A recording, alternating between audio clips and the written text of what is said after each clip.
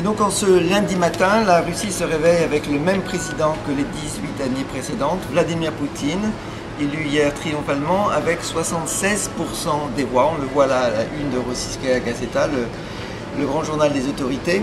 76% des voix, c'est 6 fois plus que le score du candidat arrivé en deuxième position, le communiste Grudinin.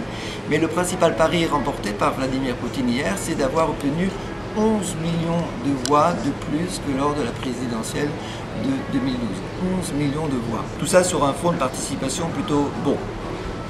Donc belle victoire, mais pour Vladimir Poutine, le plus difficile commence, à la fois politiquement et économiquement. Il n'y a pas eu du tout de campagne électorale. Ce n'était pas vraiment une élection, c'était une grande opération pour assurer le maintien au pouvoir de Vladimir Poutine.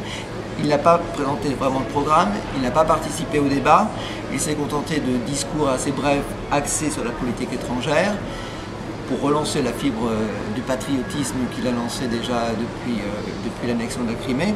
Et donc sur le fond, on ne sait pas vraiment quelle est la stratégie politique, alors qu'on sent, il y a beaucoup de signaux dans la société de lassitude, de frustration, d'interrogation, voire de mécontentement.